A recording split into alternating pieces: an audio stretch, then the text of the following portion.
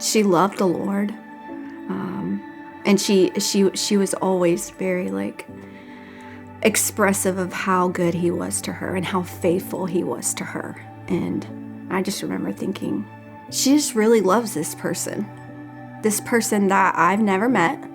I've known about him, and I've heard about him, and how he saves people's lives and does all these great things. But for her, I knew she had met the Lord. I didn't feel like any of God's promises were for me. I thought that, the Lord couldn't forgive me for those things. I thought that, I just thought that my past excluded me from all those promises. And honestly, I didn't know anyone that lived in those promises.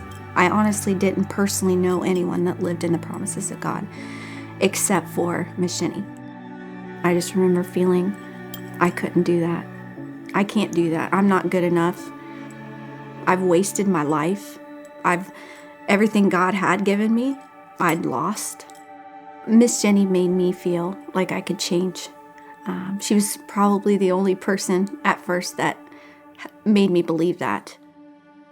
I had a lot of stuff to kind of walk through, a lot of hard stuff that I've walked through in my life, and I never shared with anyone because I didn't trust anyone. And when I was able to finally share those things with her, she made sure she came back to me and said, "Kristy, I still love you. I still love you no matter what." Just like the Lord would do.